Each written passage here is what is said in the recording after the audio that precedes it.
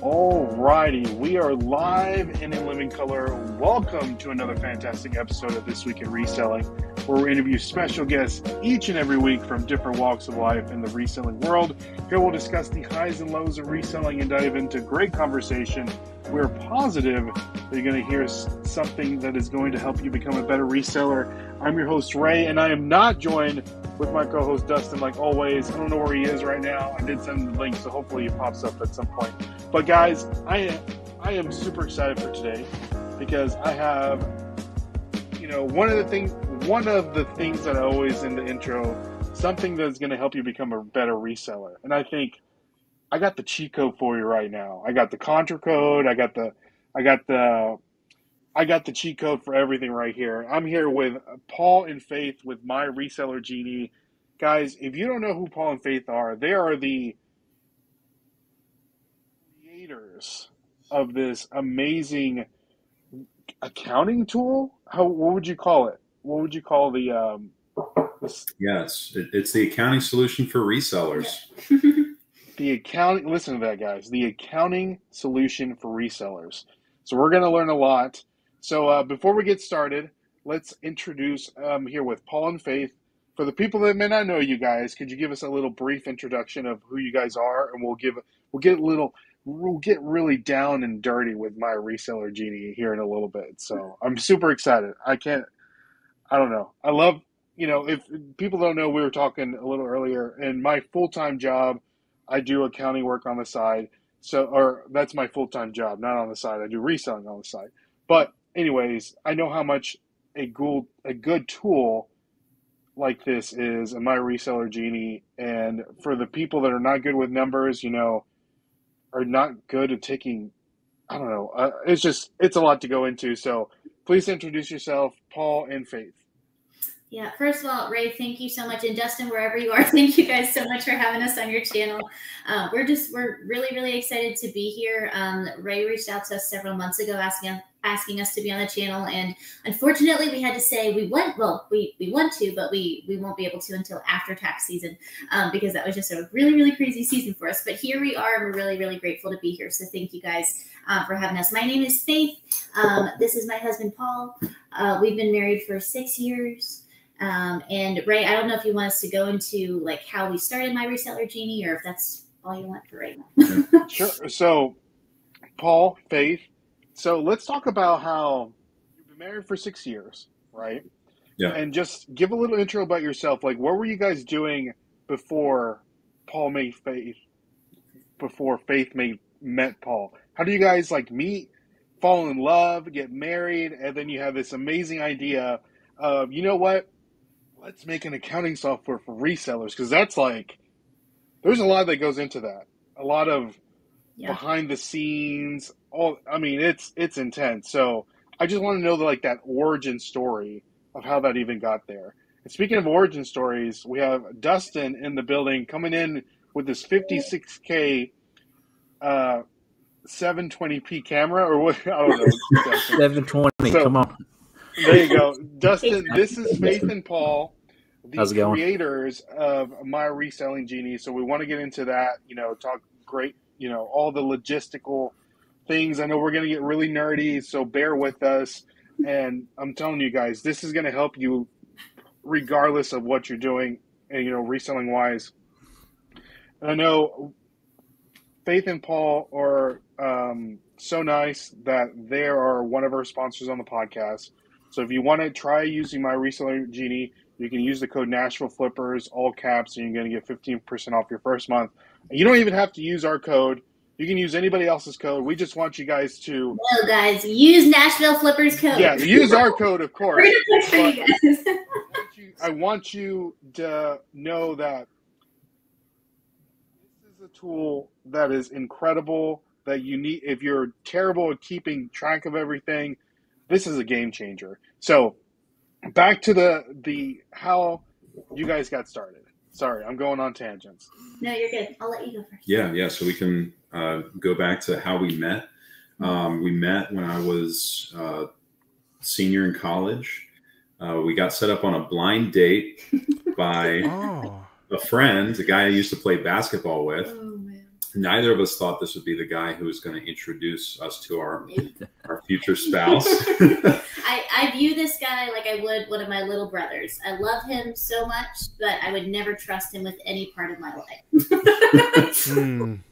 I wouldn't go so far to say that for me. I didn't expect him to be the one to introduce me. I also didn't expect to meet my wife on a blind date, to tell you the truth. I thought I'd need a little bit more, personal selection, but it really worked out. So he did good. Yeah, he did good. He knew what we both needed, apparently. Wow, that's funny. That's great. It's funny because my wife and I, we kind of met through a mutual friend too, and the friend that we met through was like, again, you would have never thought that this guy could, come to what it is now. But so you guys got together. You're married 6 years now. So when did the idea of My Reseller Genie come into fruition? Like, Paul, I know that you worked as accounting in the past. You got the analytical mind, like Faith. Like, where did that idea come from? Did it come from out of necessity? Was it just like a dream that you always had? Where did it come from? Yeah, for sure. So long story short, I am a reseller myself. Paul had a background in accounting, and I was actually nannying. I was a full-time nanny when we first got married, but unfortunately, some health issues came up. I had to stop nannying. I didn't have work. I was like, what do I do? And because my health really just put some limitations on me, there wasn't a lot that I could do. So a friend told me about reselling. I was like, all right, maybe this will just be like a little side hobby kind of thing. I picked out a couple things from my closet. I sold them on Poshmark. That was my first platform that I had been selling on.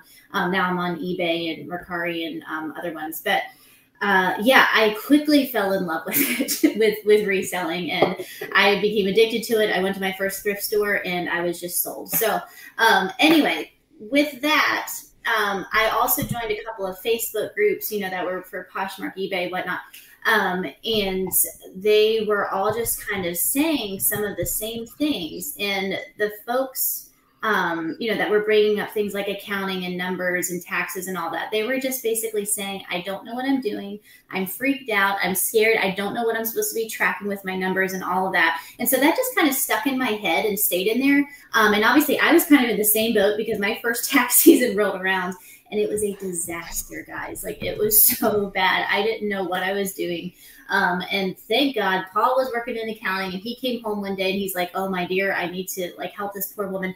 And he created a really, really just simple spreadsheet for me at the time. It saved my butt with tax season.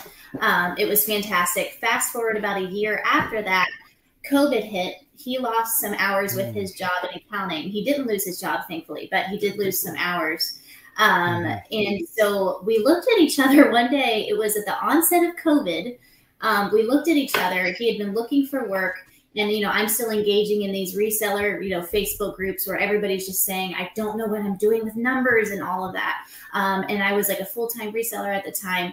And I looked at Paul and I was like, Paul, I think that there's a need for what you made me in the reselling community. So I wasn't expecting him to jump on board, if I'm being honest, because he's very analytical. He's a planner. He likes to think through things a lot. And, he did do those things, but he was like, I think we should give this a shot. So we spent he spent all of the first summer coding up what was then My Reseller Genie in Microsoft Excel. So it was a gorgeous spreadsheet. But we quickly came to realize that in order to help more people, we needed to move to a web-based software. So it was the year after that, right? So 2 years ago, we spent in full development of the web app. Yep, 2021. Yep, 2021. And then we launched it in November of 2021. And here we are. So did I miss something? That's crazy. Good overview. Yeah. Wow. That's incredible. So, Paul, Faith's telling you we need to do something, and you jumped 100% on board. Did you have any, in your mind where you're like, how am I going to do this? I can make a spreadsheet. I can for sure make a spreadsheet. And then from there, it just kind of grew. What was that thought process in your head? Yeah. So, I mean, she said I was, looking for work. And so the kind of work I was looking for was not like another job. It was more like gig-based work. Because something I did in accounting is I learned how to code in VBA, which is like the back end of Excel. And I learned that I could really provide a lot of value by doing that, because you can automate, repetitive tasks and make people's lives easier. Oh. So I thought I'd be able to find freelance work doing that, because I really enjoyed it. And I thought, hey, this is really valuable. But it's really tough, getting freelance work, because there's, a bunch of other people out there who are very talented as well, and they're more established.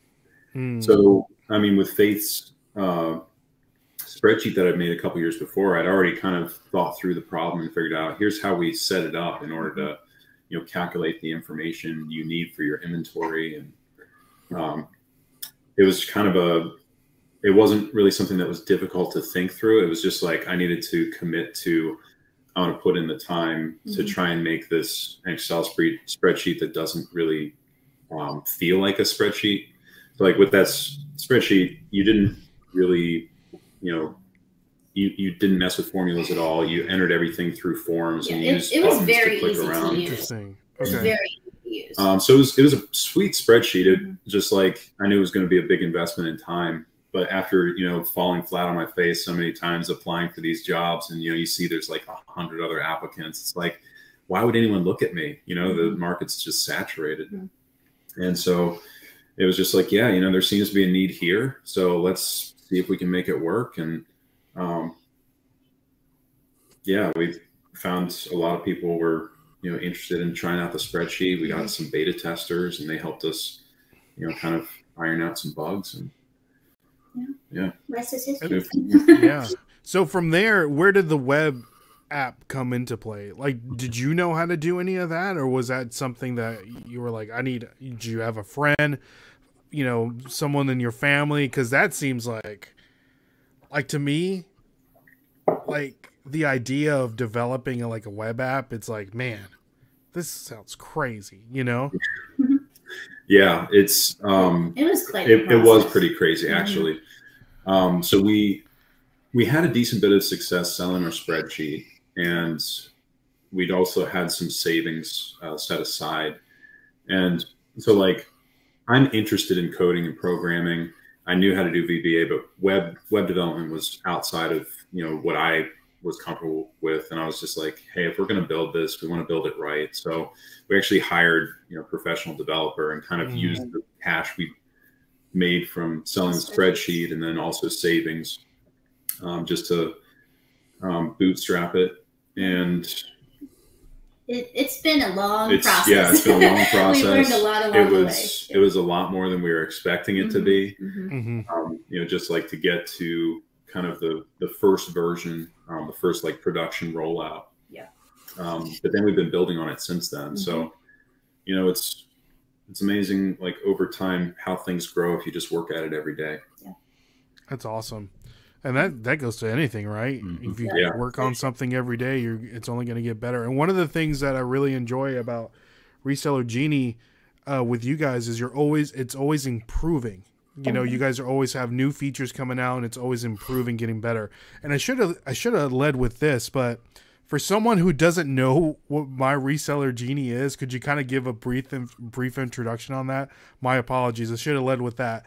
And people are probably listening to this and being like, what are they talking about? Yeah. So my Reseller Genie is an accounting software designed for resellers. So we let you track your sales from any and all platforms, including if you sell at like antique booths or flea markets or something like that. You can integrate your bank account or your credit card to pull expenses in. If you're on eBay, we offer eBay integration, so that it'll pull your sales, your listings, your fees, your returns automatically. There's a lot of other features as well. Yeah, inventory is a big one. And our sales analytics too. Our two top plans have sales analytics, and we just like to highlight that just a little bit, because there's a lot of reseller sales analytics out there, but they usually are missing a piece or two, and it can just be kind of hard to really have good insight into your business. Like, okay, what is selling? What sold this time last year? Like, was there something specific about that item? Is it the identical item? Is it, like just all these different things? And one of the cool things about My Reseller Genie is that you can literally filter for any piece of data that you put into My Reseller Genie. So you can search for things in your title. You can search for SKU. You can search for the color of the item, like all these different things. And then like use that information to build your business and to make better business decisions moving forward. So that's awesome. That's awesome. What are and I know there's a lot, but what are the reselling platforms that My Reseller Genie can integrate with? I know there's a huge list, but just to name off a few, could you name off, I guess, the big ones? Yeah, so I mean, for actual direct integration, eBay's the only one that we directly integrate with right now. That being said, you can also upload Poshmark and Mercari reports. So that's really just, you click a couple buttons and you can shoot all that data into Genie. And our plan is to add more integrations in the future. We're just making sure we build things right the first time, hopefully. Gotcha. Yeah. That's nice. And again, guys, if you want to try My Reseller Genie, do yourself a favor. It's going to save you a ton of time. Because I mean, the accounting is a mess on its own. And this isn't necessarily like, and a lot of people get this confused because I get these messages all the time also. They're like, so is My Reseller Genie going to do my taxes? My Reseller Genie is not going to do your taxes. It is a software that gets all that information together for you to to do your taxes. And do you guys get that a lot? We've gotten that. We've gotten people asking about like if we do cross posting, like With Perfectly does, which we don't. Yeah, but I don't know, like being a reseller myself. So, Paul has the more analytical mind. I'm much more relational. Like I resell clothes. This is all my inventory back here. Like that's kind of where my head is at. So I'm really grateful that Paul helped me to get my system in place. And since then, obviously, we built my Reseller Genie together. Oh, wow. I totally just lost my train of thought. What was I going to talk about? I lost my train of thought. You were talking about how you're a reseller. No, accounting. Hang on. Okay, yes. So, no, the accounting and the taxes piece. So, like, you had asked if people ask us if we can file their taxes for them and stuff. So, I think a lot of people can get that confused. But so we basically give you everything that you need to file your taxes. But we're not actually going to file your taxes for you. Exactly. But we do, we have some recommendations for accountants or CPAs, if people don't know where to start with that. So that's good. And another thing that I really enjoy that you guys do are the Facebook group. So if anybody has any questions or anything like that, the Facebook group is a good way to go. But then, I mean, you're answering customer service questions like all the time, right, Faith? Like directly. Paul and I, it's a lot of it is Paul actually, but I do more like if questions come in on social media, so Instagram, Facebook. Like I'll answer a lot of those, but Paul, like our email support, all of that. And we're really proud of our customer support. I think all of us have had horrible customer support experiences in the past. And Paul and I just decided like, that is not going to be our company. Like we're going to help our customers and, whatever it takes. So, what we tell folks is, we always respond to people within 24 hours or less. And it's worked out pretty well. So that's awesome. So think about that, guys. It's not like this huge company to where you send an email and you're never going to get a response. Like these are the people right here. This is the brains behind the operation here. So do you guys ever get like overwhelmed with everything that you have to do? All the time. Just answering all these messages and just. There's definitely like waves. Like the first week this year sucked. It was rough. It was really rough. But it's just something where you kind of roll with the punches and you adjust your schedule accordingly. I mean, at the end of the day, like if we're not answering our customers' questions and serving our customers, then why do we exist? So it can be overwhelming at times, but we both, really value the customers and I think take that perspective, Mm-hmm. whether it's 50 emails in a day or 10, Yeah. Yeah. And we're. Oh, sorry. Go ahead. I'm sorry. No. I was just going to say, like, we're grateful too, because, you know, the more customer support emails can sometimes mean, you know, that your business is growing. Hopefully that is what it means. And so, like, with that, you know, like, we're able to keep building too, and to just keep helping our customers better. So, like, we just released a knowledge base in the actual web app, so people can type in their questions there and articles will pop up. We're working on growing our team right now. So there's just like a lot of really exciting things, and but we wouldn't be able to do all of this without our customers. So we're awesome. That's great. So if you're a person that's on the what would you say, on the fence, and you want to ask any kind of questions, I'm sure send them a message on Instagram, send them an email or whatever. I'm sure Faith and Paul would be more than happy to answer those questions. And again, people that are listening to this or on here right now, answer your ask your questions. We'll be more than happy to answer those to our best of our abilities. So let's say hi to some people in the chat that popped in. So the people are coming in and out. We have Amanda, Fireball Flippers is here. Joe with I'd Flip That. And Billsy Bear Memories is in the building. And Pickin' and Jeepin', good to see you. And we have Kevin just popped in to say hello. So good to see you, Kevin. Kevin is actually the one that put me on to my Reseller Genie. So kudos to Kevin. So, guys, now that we got to know a little bit about my Reseller Genie as a business, let's get to know a little bit about Faith and Paul as people. We do have a segment on the show called Overrated, Underrated. We're going to ask you 10 different subjects, 5 being reseller related and 5 not being reseller related. And you're going to let us know, in your opinion, if they're overrated or underrated. Okay? All right. Now, Paul, I know you're not a reseller, but I'm sure you can relate, considering your best mate is, you know, you're in the reselling world, Paul. Oh, you're right in the middle. I try to drag him to thrift stores when I can. It doesn't go very well, but he tries to be a good sport. So it's a true gift in being able to find those gems in the thrift stores. It is. It really is. It really is for sure. So let's go ahead and go with overrated, underrated, number 1. And Dustin, I sent you the list in the private chat, so you should have it there. I got it. So first one up, overrated, underrated. Poshmark. Are both of us supposed to answer, or just one? Sure. You can both answer. You go first. Oh, this is really hard. I started out on Poshmark, and I know, even like with where they're at right now, like I followed everything, just all the changes and the algorithm, you know, if you believe in that stuff.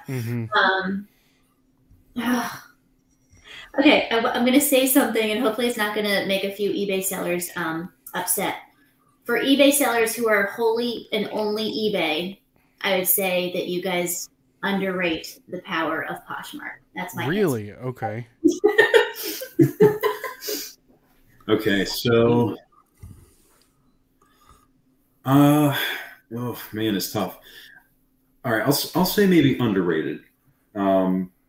And so like my thinking is, with Poshmark, it's really easy to get on there and like get started selling right away. I really like their sales reports. Like, just the way things are formatted is really nice and clean.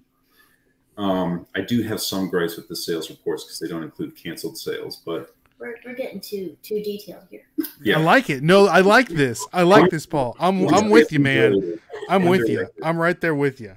So I like it. I like it. So Faith, quick question. So you said the eBayers need to take a they need to give Poshmark a second chance. Why do you say that? Like, is it the sales, the power of Posh? Tell us about it. So all I know is this, and I need to be careful with how I say that, because quite honestly, this tax season I have not had much time to do reselling, because all my time has been spent with my Reseller Genie. So things have changed. You know, they just got acquired by, I'm blanking on the name that they got.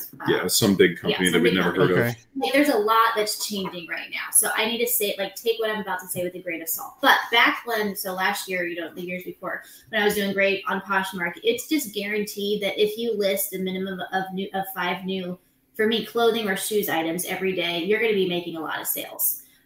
So there just seemed to be a lot of consistency. It's like I knew exactly what I needed to do. And I think that that's very similar with eBay too. Like, and obviously eBay, you have a much bigger market. There's so many more, buyers on eBay. I don't want to say one's better than the other, but Poshmark has a lot of pros to it, I think. But I will say this too. I sell mostly clothing and shoes, and those do very, very well historically for me on Poshmark. So if you're doing collectibles, if you're doing, home stuff, things like that, I don't really have much to say about that because I don't have experience with that. But shoes especially, they're dynamite on Poshmark. So okay, nice. All right, let's move on. Number 2, Dustin. Number 2, Spike Ball. Overrated. Tell us why. I haven't played it much. I just see everybody who's into it, and I'm like, I don't know. I don't really see the big deal. Paul looks like a good spike ball player. He looks tall. He looks like he has a good wingspan. I think I've got potential. I haven't played a lot of spike ball. I like the one time I did play it. So she has a really big family, and I was playing with her brothers, and they play all the time, or maybe I just thought they played all the time, and they're just a better players than I am. So I kind of got a little bit crushed, but it was fun. It was really fun. So I'm going to say underrated because you just dismiss it like that. Okay. All right. Okay. It sounds like Faith is not very good at spike ball. I think that's probably not. Right. Okay. I mean, they have like tournaments on ESPN and all this. It's like a big deal. Wow. I didn't know that. Yeah. Right. Yeah. It's like a big. Yeah. What about you, Dustin? What do you think about spike ball? Yeah, what do you guys think? We played it one time in the backyard of y'all's house, so I know. I don't know. And that's about it. My knees can't take too much of that. These knees are getting a little old. Yeah. It was fun though when we played. It was fun. It was fun. So we need to go back to that, Dustin, for sure. All right, overrated, underrated, and I want to know Paul's opinion for sure on this one. Garage sales. All right. Yeah, so I'm going to say garage sales are underrated, and that's a great thing because that's kind of a big reason why resellers can make money because people don't realize how valuable the stuff at garage sales is. Paul, are you a garage seller at all? Do you go out looking for all the treasures? I'm not, I'm part of the reason why garage sales are underrated because I'm not going out there and finding all the treasure. All the treasure?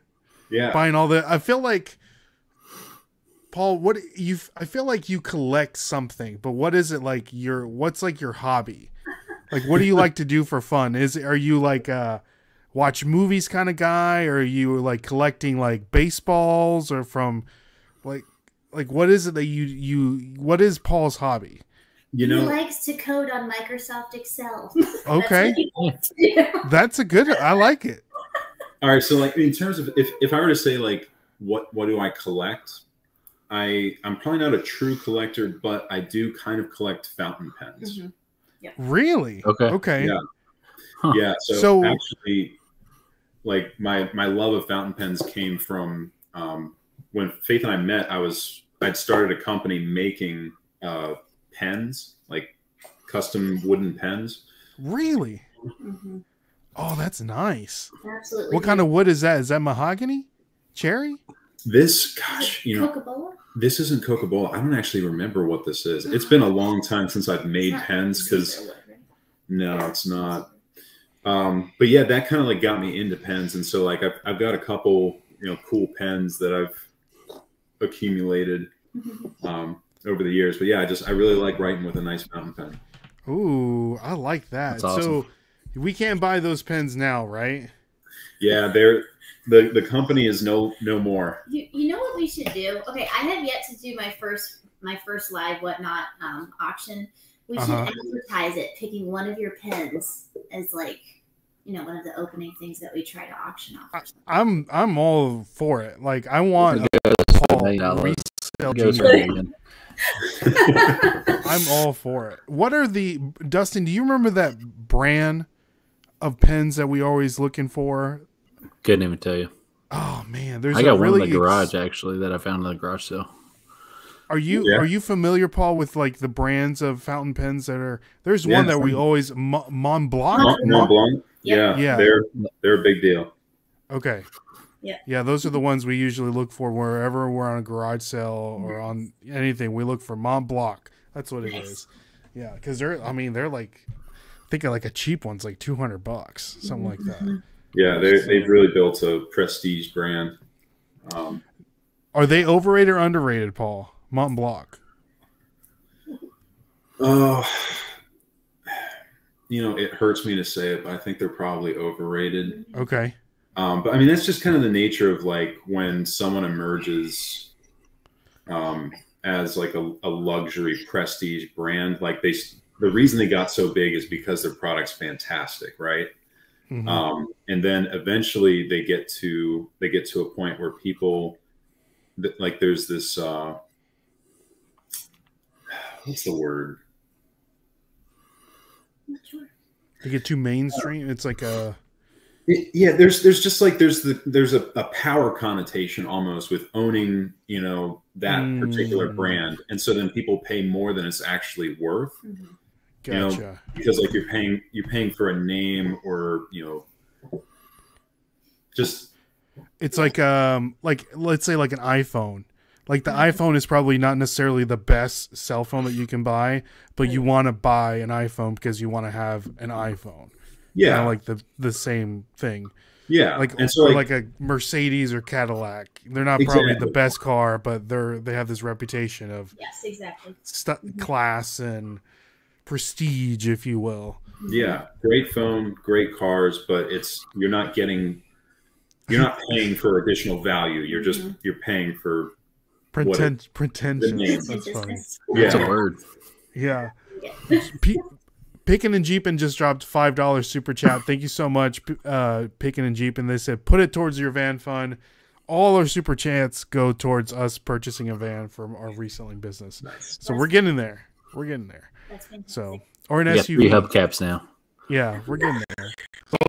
We almost bought a Cherokee, but they sold it from under us. So, they did.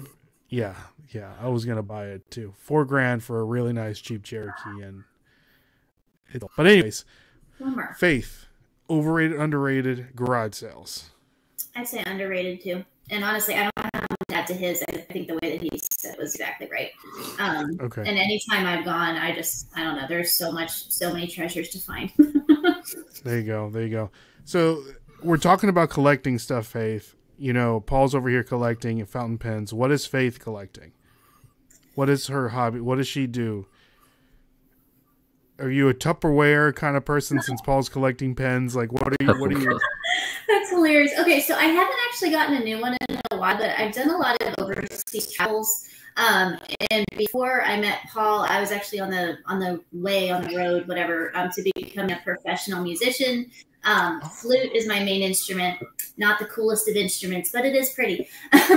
And so I actually would go, I would collect wooden flutes from different countries, from all the different places that I've been to. So I had a pretty cool collection. That's cool. That's cool. Yeah. Okay, nice. So were you going to be in the orchestra? What does a professional flute player look like? Like me? No. Yeah. So, I guess I was headed the orchestra route, but really as a professional classical musician, it's really whatever gig you can land because, but there's just so many out there and it's so hard, or it's so competitive rather. So pretty much any gig you can land, but I was headed classically and then I kind of switched to thinking about doing teaching. I opened up my own studio for a couple of years, did that. And then the health stuff kicked me down. So, but anyway, but it's a fun part to my past. So. Oh, that's cool. I like that. Hey, you're always first chair in our book, Faith. Thank you. I appreciate that. Thanks. There you go. See, Mama with the camera is saying, what a unique and beautiful thing to collect. There you go. Thank you. So we have Alan stopping by. Good to see you, Alan. Glad you can be here. All right. So moving on. Speaking of music, this is a good one, Dustin. Taylor Swift. I used to think she was way overrated, but now I say that she's underrated. Interesting. Okay. Yeah, I think that she's. I'm going to be careful when I say this. Some people are going to hate me. I think that she's genius with what she puts together. Does she have the best voice? No. Mm-hmm. But her ear, her musical ear, and how she puts together a show is phenomenal, I think. Interesting. Okay. Full disclosure, I'm not particularly musical. You look like a Swiftie. I aspire to be more musical. There you go. So I can't really evaluate her as a musician. So I'm going to go back to economic evaluation, and I'm going to say I love it. I love it, Paul. Yes, tell us. Overrated. That's good. Yeah. Because, Overrated. Yeah, what I'm hearing about people, paying for these concert tickets, I'm just like, no show is worth that. That's just me, as accountant speaking. Who's non-musical. But that's my perspective. That's funny. Well, the reason why we brought that up, since we're here in Nashville, she has sold out 3 consecutive shows at the Titan Stadium this weekend. Tonight is the last of the shows this Sunday, and it's raining. Got delayed. So it got delayed, Dustin. Mm-hmm. So there's 70,000 people right now in the rain watching her play, and they say they bring a good show. My wife and I, we after church this morning, we went to go get donuts at our favorite donut place, and there was a line, and there's never a line, and we're like, why are there so many people here? All the Swifties getting their donuts this morning with their Taylor Swift bracelets and all that stuff. So, Have you ever seen Taylor Swift live, Faith? I have not. No, I've seen her live stuff on YouTube, but haven't actually experienced her live. So, yeah. Dustin and I had the benefit of seeing her live at her high school talent show.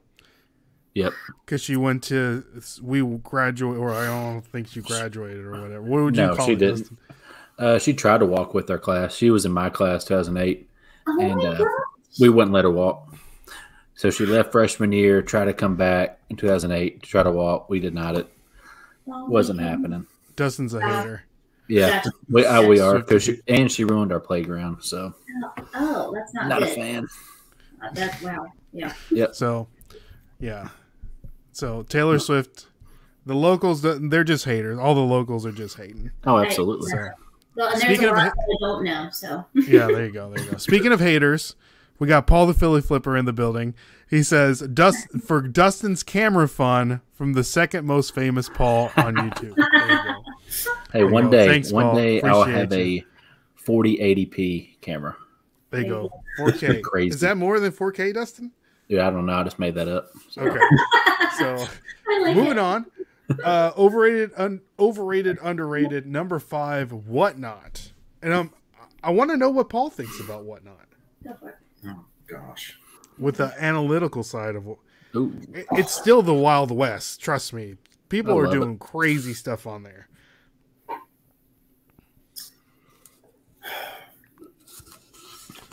Are you familiar, Paul? Have you gotten on the app, like seen what things are selling for? Maybe there's a guy on there selling all kinds of pens that you're rare Japanese fountain pens that you're looking for. Rare Japanese. So I'm familiar with it. I have not gotten on it. What I've heard, it's a live auction format. Mm-hmm. People sell in bulk, and they typically are selling at pretty low prices. So it's a great way to clear out inventory if you're trying to do that, get good deals. I've heard concerns from some people about like, how do you make money with Whatnot? My thought is, okay, I'm hearing, live auction, so high volume sales, low price. So really, it's not that you're trying to maximize the value of each item you sell. You're just trying to clear it out in bulk quickly. Mm-hmm. And hopefully you're turning a profit, if you got items for super cheap, maybe from the bins or something. So, I'm probably going to say it's tough because like it's definitely hyped. A lot of people have hyped it up. Yeah. It's a quick nickel platform for sure. It's not a slow dime burner, but it's getting better because now you don't have to auction things off. Now they have a marketplace to where you can post certain items and then people can pay for it at full price. So, or whatever price that you think is what you want to sell it for. So it's evolving, but it's still a wild west of reselling platforms for sure. Because the fee structure to me is super confusing. Mm-hmm. It's a commission fee of 8%, but then there's a 30-cent processing fee, and then there's a 2.9%. I don't even know what they call it. I guess another processing, a 2.9 processing fee on top of the 30 cents. Okay. But that's after fees. That's after shipping and tax. Okay. So the 8%. Yeah. So the 8% is just the gross of the sale. And then the net is the 2.9 processing fee plus the 30 cents. It's confusing. Okay. And a lot of people they don't understand that lingo when it's spelt out. So if they're selling stuff for like $1, they're not like making any money because that 30 cents is like, they're taking it all day long. Yeah, taking 30% of your so off the top. I think I'm going to have to say underrated. And this is kind of like me disagreeing with myself because I've a lot of times I've been like, why is this so hyped up? And I think because I'm not understanding that, it has to be underrated, because like obviously it's kept growing, so there's something there. And so if someone looking in from the outside like me is having questions, but it's still growing like that, it's probably underrated. And it's caused all the other reselling platforms to pivot. Poshmark is doing live sale. eBay's looking to doing live sales, which is crazy. I think it's crazy. Yeah, they've been just trailblazing that. It's wild. So, Faith, what is your thoughts? So the logical side of my brain would say underrated as well for the reasons that Paul gave. But the other side, like the reselling part of me now, again, I have not done my first, whatnot show yet. I've been on the app quite a bit. I bought stuff from people, but I just still feel like it's overrated. But that's also because I like to go out and I like to buy for good deal, like find for good deals, things that are going to sell and give me at least a $30 profit. So like I like to try to find the higher end stuff. Does that always happen? No. And I know based on your location and where you're at, that's just not achievable, sometimes, certain states and stuff. So I totally get that. But for me, it feels a little bit like I'm not valuing my time as well as I would like to, if I were to sell on Whatnot, because I want to be I want my profit margins and just my overall profit to be higher. So that's a great point. And a lot of people don't see that. Like, what is the hour that you're spending on? What's the time? Like, are you making $50 an hour or are you making $10 an hour? Right. You know what I mean? And then for something as valuable as time, we can't buy time. So people have to think about that. They really do. And Dustin and I, when we're starting to get the groove of it to where it's like we don't want to be on there no more than like an hour and 30 minutes. So we're flying through stuff. If stuff doesn't sell, then we'll save it to the next auction or we run it at the end. But we've been successful at it only because we have certain areas to where we can get inventory at super cheap rate, and we start the auction at what we pay for it. And good for you guys. That's awesome. Yeah. And people buy it. So yeah. And we're doubling our money. I did the math. Like every time we doubled our money. Congrats. That's fantastic. Look, for those who are doing their numbers, speaking of my Reseller Genie, like for those who are keeping track of their numbers and actually know how profitable they are, and if they're turning a profit, by all means, do it. But if you just think that you're profitable and you're selling on Whatnot, like I would just even beg my fellow reselling friends, please, do the numbers, make sure that this is worth your time, because time is money. Exactly. So. I mean, Dustin and I, when we are done with the auction, all the numbers are already generated on there for that auction. And Dustin and I will spend 30 minutes to 40 minutes like just looking at the numbers. Like what's selling well, what's not selling well compared to the last auctions. What are some things that we need to buy that can sell better or not? What are some things that we don't need to buy going forward? And then the good thing about it too is the buyer always pays for shipping, so that really helps us. It's everything gets taken out immediately, so we don't have to wait on that. And then people don't understand also that Dustin and I, we're selling like 60 things in auction. That's another like an hour and a half of us packing stuff. Yes. Right. So you got to put that into effect too. So I digress. Next up, number 6, Dustin. Number 6, the Kentucky Derby. So I've never been. Yeah, I've never been either. But I mean, like, most people haven't been. That's true. Yeah. Paul looks like somebody that would bet on the ponies. Put some money down on the ponies. Yeah, it's funny. So her sister and her husband were in town yesterday, and they're from Kentucky. Mm-hmm. So like I was with my brother-in-law, and we were driving to pick up food, and he's watching the Kentucky Derby on his phone. Really? Yeah. I think it's obligatory if you live down there. You have to watch it. Mm-hmm. Yeah, I'm gonna say overrated. I might look like someone who bets on the ponies, but I do not. I don't get the big deal. It's interesting. Like, something you got to be there to experience, kind of like live music. It's totally different than listen to a song on the radio. Yeah, so it's probably something like that. But from where I'm sitting, I think overrated. Nice. My wife and we watched it all day yesterday, and she was like, "Man, I want to go. She was like all about it. She was like, because they do such a good job like creating storylines of the different horses, where they come from, the breeds, the lineage, and like the people that own it, and the jockeys. Like, how it is with sports, they always want to make it bigger, make a big story out of it. But how much mint that they buy for all the mint juleps that they make during the Kentucky Derby. They said it was like 10,000 pounds of mint just to make all the mint juleps. That's crazy. Yeah, it was crazy. Yeah. Wow. But it's interesting. Where are you located in? Yeah, so we're in Baltimore, Maryland. Okay, gotcha. Yeah. The not DFW. What is that? The DMV. DMV. No, not Okay. DMV. I know there was like. Yeah. Right. Yes, what is the D? Delaware? Is it Delaware? Delaware, Maryland, and Virginia? Virginia. Yep. Gotcha. So, what do you think about the Kentucky Derby, Faith? Oh gosh, I feel like I'm so ignorant. Like I don't even have the right to have an opinion. I was going to say overrated, but then you started, naming off how they do it and stuff. Yeah. Like I really have hardly seen any of it. So I was like, maybe. I mean, that sounds pretty neat. But I'll stick with overrated for now. There was I think they said there was 50,000 people there in attendance. Wow. Patrick Mahomes was there. Patrick Mahomes was there. Yeah. And his wife. So Dustin, we need to go next year. There you go. Okay. Maybe go next You paying, right?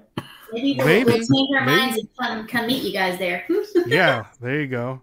Drink some mint Or we juice. should Dustin invest will wear in a a horse. fancy hat. Let's buy a horse to put in the race. We'll buy- Call it the Nashville Flippers horse. I like One of it. the horses, I mean, they're like 1.5 all day long, like these horses. Easy. Let's just sell one. That's another level, man. Put it up on Whatnot. Yeah, I was just going to say that, Dustin. Yeah. Well, that's another level. That's another level. I think the purse was like $3 million, something like that, for winning the Kentucky Derby. So Should put it all on Mage.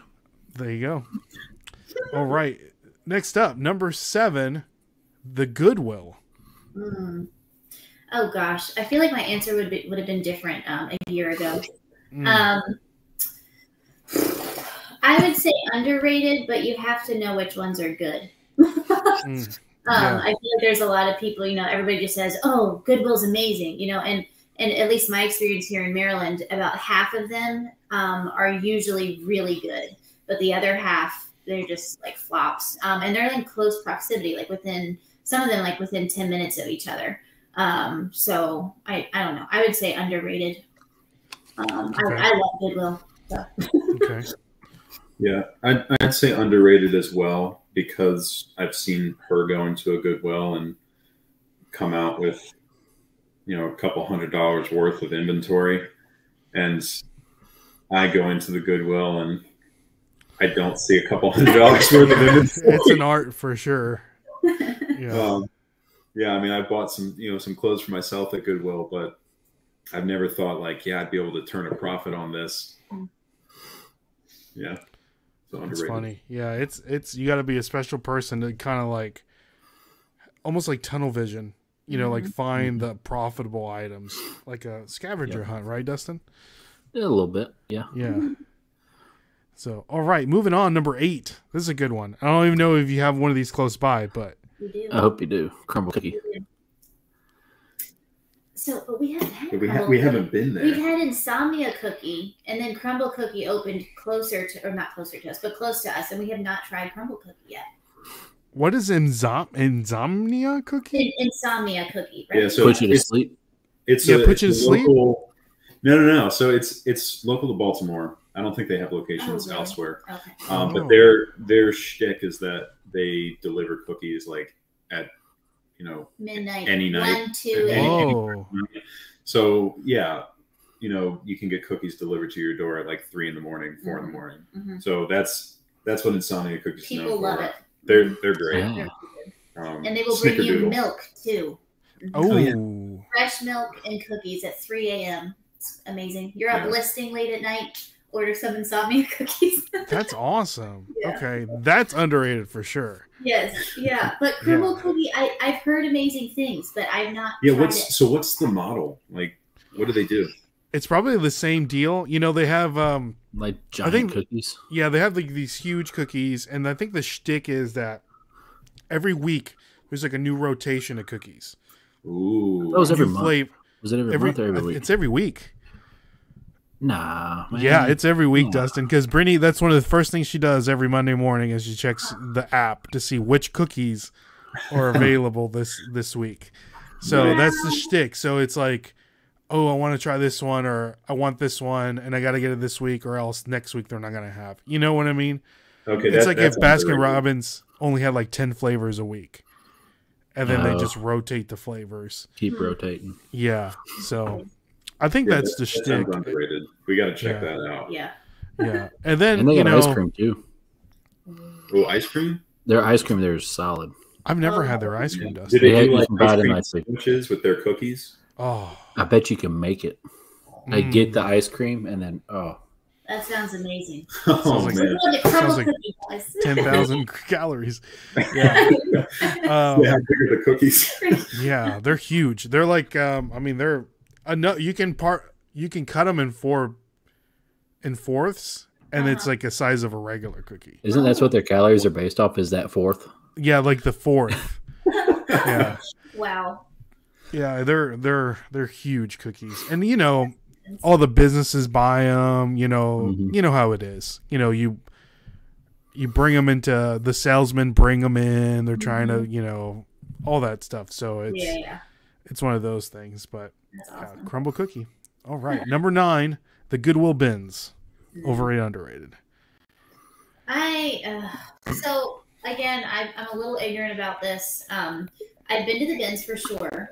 I've had good experiences and not so great experiences. I would say that they are overrated, but again, I really think that depends on your location. And I feel like I can't have much of a say in it because one of the health conditions I have is I actually have like a pretty severe mold allergy.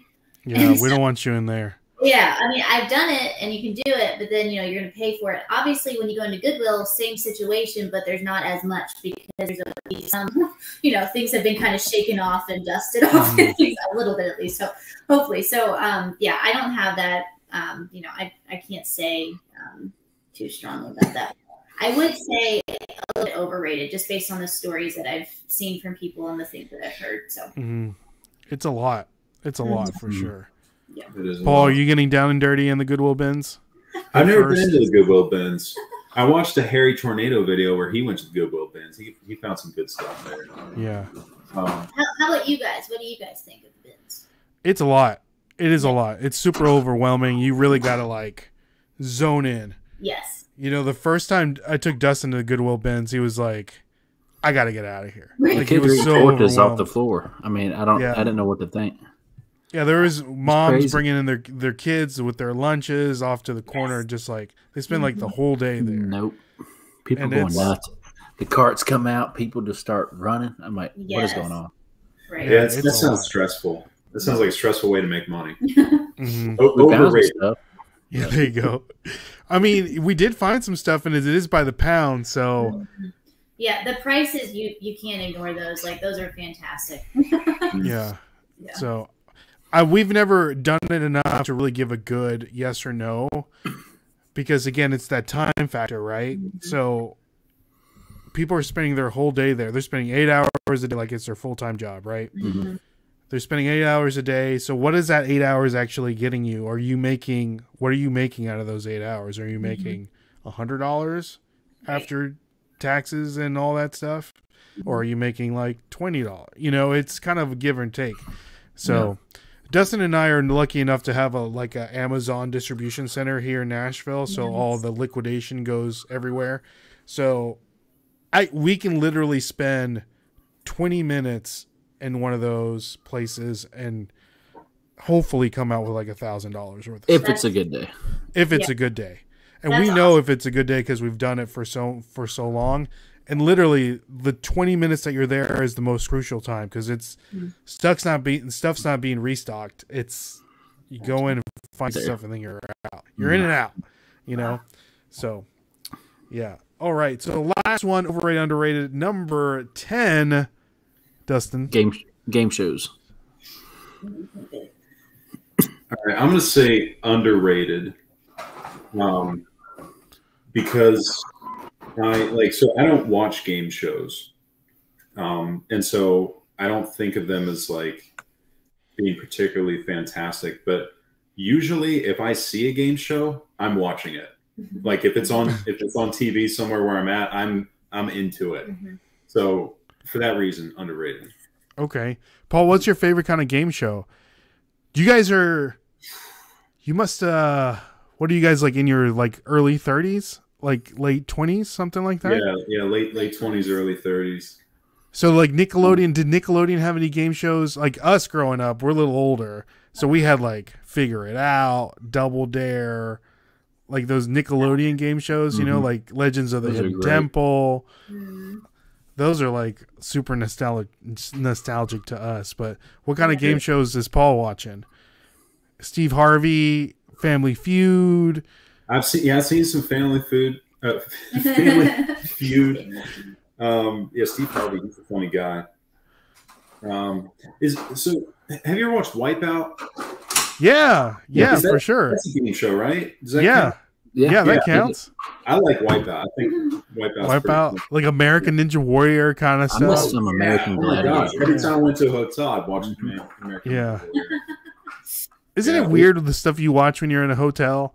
It's like stuff you would never watch at home, and it's just like on. It's so true. You sit there and watch it, and you're like, "What are you watching?" It's like, "I'm watching Cheers." What do you watch? You know? Yeah, I'm watching some sci-fi movie from the 70s. Yeah, it's weird. So, Faith, what's your favorite game show? Oh gosh, I don't watch many at all, so I don't have much to say with that. Do they still do Who Wants to Be a Millionaire? Does that count? I don't know. I think that counts. they do. Do they not? That does count. When it was like on, that was like that's just more nostalgic for me because like we would watch that growing up and it was so cool, you know, like being little and like seeing that and seeing the money meter and all that stuff. So I don't know. I don't have much. I have not seen many, but I'd say that one. So. Okay. I know that, like you were saying, Faith, growing up, I mean, the whole family would stay there. I would sit next to my dad. Yeah. And we would try to answer all the questions. And it was just different back in the day, you know? $1 million was like, whoa, that's a lot of money. Now it's like, it's a lot of money, but I need a little more than $1 million. Yeah, isn't that interesting? You know? It's weird. It is weird. Yeah. So. I saw a TikTok reel came through. It was Who Wants to Be a Millionaire. It was like for $500,000. The guy decided to walk away, but it was like, what are these is not a Pokemon. Oh, it was the easiest thing I've ever like. He walked away. It was ridiculous. I can't tell you which ones were up there, but it was. Yeah. I just punched the wall after seeing Mama that. with the camera is saying, what is A&W is filming season 15 and 16 this week. My son's coaches are there. American Ninja Warrior. Oh, okay, cool. Gotcha. Side note, Ninja Warrior is the reason I resell. My sons train and compete in the sport and all the profit goes to that. Wow, that's cool. Wow, that's awesome. Very neat. Yeah. See, we're learning all kinds of stuff today. Yes. You know, Paul used to sell pins. Mama with the camera, his son competes in American Ninja Warrior. You look like you liked American Gladiators growing up, Paul. I've never watched American Gladiators. Really? Yeah. Not like a Glacier fan. They all had like weird names like Laser and Glacier and. Oh, wow. Yeah, no, I haven't. It was heard cool. Yeah, now it was cool. Yeah, you got to. Next time I'm at a hotel, I'll be watching. Yeah, exactly. Yeah, exactly. All right, guys. So thank you so much for answering overrated, underrated, and I do want to give a chance. We want to give like a little tour of like what my Reseller Genie looks like for the people that are listening at home. Come over to YouTube or Spotify and check out the video, and they're going to give a little tour of what the application actually looks like. And if you guys have any questions, of course, DM any one of us, and we'll answer those to the best of your ability. So take it away, Paul or Faith. All right, cool. I'm gonna try and share my screen. All right. Are you able to see it? Yes, sir. All right, cool. And for those of you guys who are just joining us too, like I mentioned before, my background is in reselling. My husband's background is in accounting. I did not know what I was doing with my numbers as a new reseller. This was 5 years ago now. And Paul helped me, create something really basic for me, which we eventually turned into this web application that you can see. And guys, I can't tell you like how many people already this year that we've had tell us, come back and say, oh my goodness, tax filing was so much easier because I could use my reports from my Reseller Genie. All of my numbers were in one place. So that's kind of what we do. Like all of your reselling numbers in one place here. And we'll just give you like a really just kind of quick streamlined tour of how this works. Awesome. Yeah. So we're looking at the management dashboard. Everyone has access to this, and it gives you a big picture overview of your business. So we got the last 13 months showing us sales, total cost of goods, of course, and net profit. And for reference, which platforms did you bring over? Is this just eBay information, or is this Poshmark too? Or? I think it's some eBay and some Poshmark. Okay, gotcha. Yeah. It's just test data though. Yeah. Then you scroll down, it gives you a breakout of your the value of your inventory by department. And then it shows you like sales by department. Scrolling down some more, you can see like your inventory balance over time, also estimated income tax liability. For the people who are more numbers oriented than chart oriented, you've got all your numbers down here, or in the charts above. Moving on to our sales tab, this is going to be for folks on premium and ultimate only who have the sales analytics. But you've got some nice selectors up here, so you can see current day, week, month, so on and so forth. And at the top, there's 3, summary statistics for gross profit, average sale price, sell-through rate. And then as you scroll down, there's some nice helpful charts. You can see your profit and your number of sales by department. You can drill down and see category, subcategory, and even brand. Oh, wow. And I'll show you how we can make that a little bit more useful in a second. But moving down some more, we can see like gross profit by platform, just, percentages. So like this person does a lot of selling on eBay, a little bit on Poshmark. And that can kind of be helpful if you're paying for cross-posting services to see like, hey, how much money am I making by cross-posting to other platforms? We also show gross profit by days listed. So it breaks it up into like 0 to 30 days, 31 to 60, so on and so forth. And that tells you, am I doing a good job sourcing inventory? Am I getting stuff that people want? So that's, a helpful insight to have. And then this last chart here shows you your total number of sales and your average sale price based on how long it took the item to sell. So the goal with this chart is trying to remove some of the emotions from decision making about like accepting an offer. If someone, you know, offers something that's like less than what you have an item listed for, if you come down and look at this chart, you might see, oh yeah, once I hit the 90-day mark, my average sale price goes down a lot, and this item has been listed for 100 days, so I should probably just take this off or cut my losses, so on and so forth. Or your data might show you something different. So that's kind of the beauty of this chart. It helps you to be a little bit more analytical about making those decisions. Nice. Something Faith mentioned earlier was the ability to just filter your sales data in My Reseller Genie. So most of the time with sales analytics, you'll only have a couple options that you can filter by.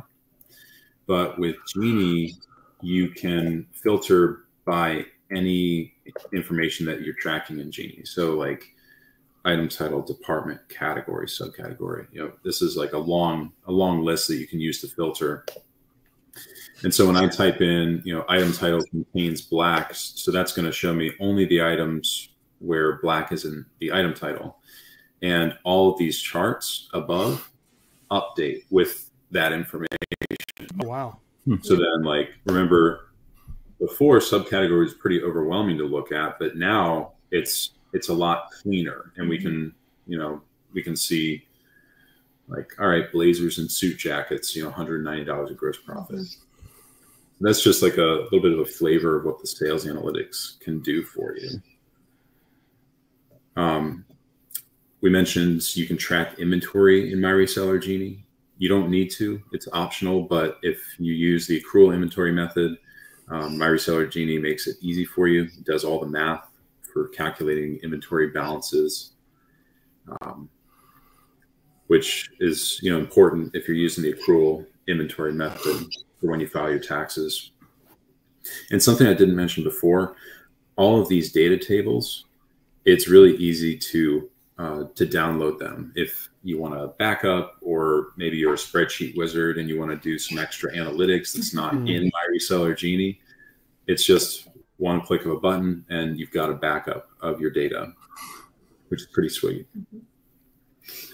That's awesome.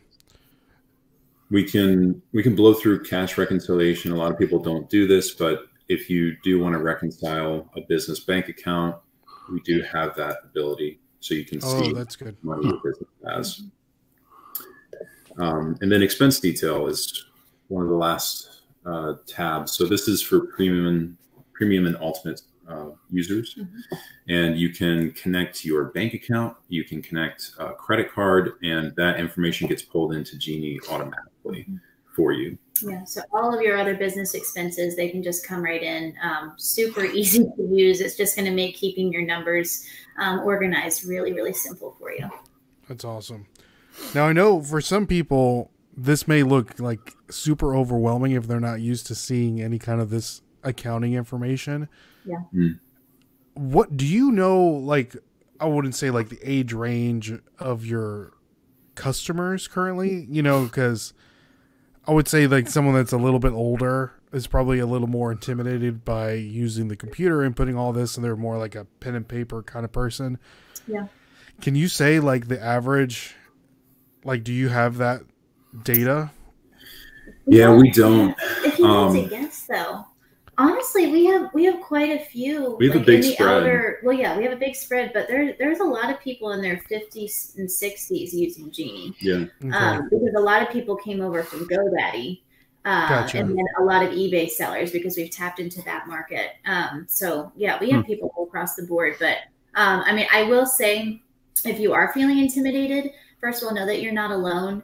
I think that the topic of accounting is just, it can be overwhelming for a lot of us. I know that it was for me personally, because guys, like, this is not my area of expertise, but if I can do it, you can do it. And I really believe that. But because I know a lot of people probably, like, as Paul's going through this, probably like, all right, I checked out. Like, I don't know what's going on. You know what I mean? Yep. And this is way better. I'm telling you guys, this is way better than a spreadsheet. Like, you know, I do accounting, so like a spreadsheet's like second nature to me, but this is way cleaner. It's more user friendly. It keeps track of what you need to keep track of. So again, if you want to use My Reseller Genie, there's discount codes everywhere, but use ours, Nashville Flippers, all caps, and you're gonna get 15% off. But this is fantastic. And yeah, anything else that you want to show us before we get out of here, Paul? Yeah, I think the last thing would just be the profit and loss statement. So like Faith was talking about, one of the points of Genie is so you have all your information in one place. So then you can run this report at the end of the year when you're filing your taxes, and you've got all your information right here. Just give it to your accountant or your CPA, and you are ready to go. It's awesome. Yep. That's good. Yeah, that's good. I know Mama with the Camera had a question, and this might be something you can, you don't have to answer here. Maybe send her a DM or something. She was saying that mine shows large amounts of sales listed as unknown in the profits and sales chart you just showed. Did I do something wrong? So I don't know if that's a common mistake or if that's something just for her. Maybe she forgot to upload something. Yeah, no, I can address that now. You didn't do anything wrong. So eBay sales, when they come in, don't have that information. So you can either match those to inventory from eBay to pull that information over, or you can add it manually. We have a bulk edit process you could use, or double click on a sale to add that information. We're actually currently working on a way to improve our eBay tech right now so that we can get that information pulled in for sales if you don't track inventory. Okay. But yeah, you didn't do anything wrong. Yeah. There you go. There you go. You're good. You're good, Mama with the Camera. You good. So thank you so much, Paul, for giving us that little tour. And I know people, they're always asking, the people that are thinking about it, sometimes you just need to see it. And you do you do a free trial? I don't know if you do or not. I can't remember if that's so it's not a free trial, but it's like a no risk trial. So gotcha. If you sign up, like you put in your credit card, you'll get charged, but for 7 days you can use the program. And if you're not happy with it, just send us an email, let us know what's not working for you, and we'll send you a refund. There you go. There you go, guys. So no risk, right, Dustin? No risk. No risk. No. But I like to risk it for the biscuit, so I don't know. That's right. There you go, Dustin. So, guys, thank you so much for coming on. Again, if anybody has any questions, Paul and Faith will be more than happy to answer those. So send them an email, send them a DM on Instagram, Facebook. Where else are we, Faith? YouTube, Facebook, Instagram. I'm a little bit on TikTok. I just started that, but we respond to Instagram and Facebook. I'll drop our email address in the chat too, in case anybody wants to shoot us an email. What is the email address so the people listening at home can send you? Sure. Yeah, it's support@myresellergenie.com. Gotcha. There you go, guys. So, guys, thank you so much for coming on. Anything else for the people? Oh, one more question. Sorry. And I meant to ask this earlier, or I meant to ask this before we get done. Goals. I always like to end it with goals. What are some goals that Faith and Paul have this coming up year for personal reasons, business reasons? Maybe Paul is going to be the next spike ball champion of Baltimore. Let us know. Yeah. All right. So I'll give a personal goal and a business goal. So personal goal would be I'm trying to learn to play the guitar. Oh. So I would like to be at the point where I could be proficient. Yeah, like hang out with other guitar players and not look totally stupid. That's my personal goal. And business goal, I would really like to get another platform integrated by the end of the year. There you go. Nice. Okay. And you said you weren't musicianally inclined. Look at him, Paul. Look at him, Faith. I'm trying to grow. I'm trying to expand my horizons. I will say, when he puts his mind to anything, he figures it out. It's fantastic. You got that guitar player vibe, like in the band. Yes, he does. Yeah. Just get him a jean jacket and he's in some Chuck Taylors and he's ready to go. I love it. Love it. Oh man. Okay, so for me, mine's really, really basic. I'm just trying to get to the gym several times a week because with some of my health things, it can be really hard because they're chronic fatigue and things like that. So trying to get to the gym, making that a priority. As far as a business goal, I'd like to triple the amount of customers, or just triple the size of my Reseller Genie this year. So that would be awesome. Yeah. Well, Dustin and I will do the best to spread the good word, right, Dustin? Yep, absolutely. Yeah. Thank you guys so much. So we'll do our best for that. Mm-hmm. Yeah. This has been a treat. Again, guys, thank you so much for coming on. Again, if you ever have any questions for Paul and Faith, shoot them a DM, shoot them an email. They'll be more than happy to answer them. And again, if you guys want to try it out, first month, 15% off. Use the code NashvilleFlippers, all caps. That's going to give you 15% off. And no risk, right, Paul? No risk. If you don't like it, maybe if it's too much for you, maybe you want to go back to the old caveman days and pull out an envelope full of receipts, and that's what I do. Not after today, Dustin. Not after today. That's right. We're gonna get you, Dustin. There you go. There we go. So, all right, guys. Thank you so much. Like always, my name is Ray. My name's Dustin. And our name is My Reseller Genie. There you go. There you go. We'll catch you guys on the flip side. See y'all and God bless. Bye, guys.